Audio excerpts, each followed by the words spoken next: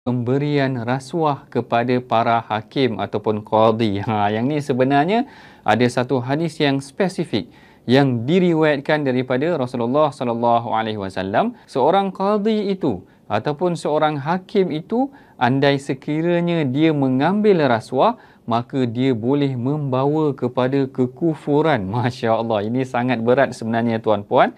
Dan sekiranya dia melaksanakan ketidakadilan di dalam penghakimannya, maka telah dicabut keimanan daripadanya dan dia akan dimasukkan ke dalam neraka. Allahu Akbar. Jadi doktor sebut pasal kekufuran. Betul. Apa maksud kekufuran dan apakah perbuatan-perbuatan yang lead to kekufuran? Baik, kalau kita perhatikan bagaimana sebenarnya kufur ini adalah dua perkara ataupun secara umumnya adalah melanggar ataupun menolak dan sebagainya. Tetapi kalau kita tengok dalam hadis ini, kekufuran di sini membawa maksud mengingkari perintah Allah.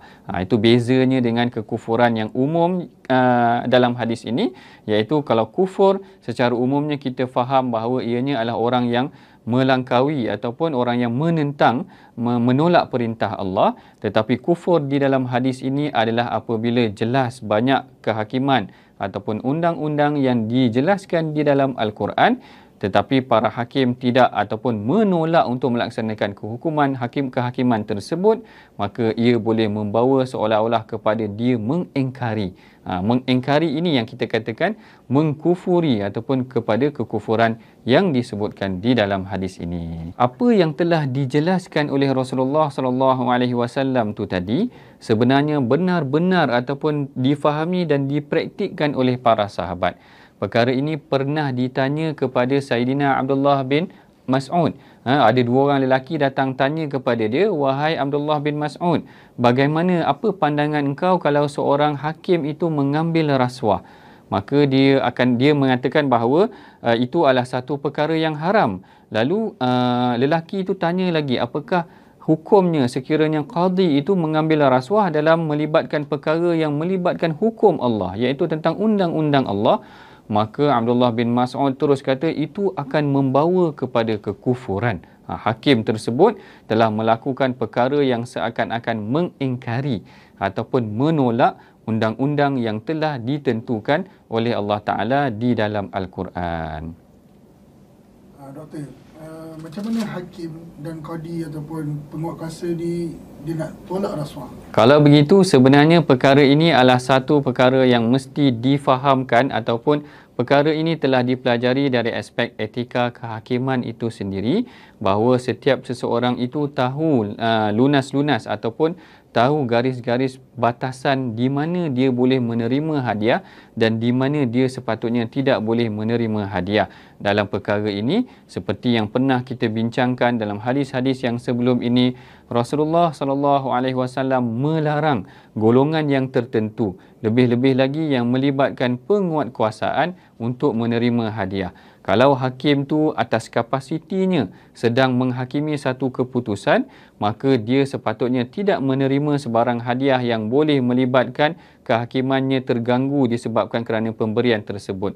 Tetapi andai sekiranya dalam situasi seperti tengah hari raya sebagai contoh, takkan dia tak boleh nak terima ataupun orang datang menziarahi rumahnya ke. Yang ni sebenarnya para hakim dia saya kira sebenarnya tahu bagaimana untuk dia boleh menerima ataupun dia tidak boleh menerima.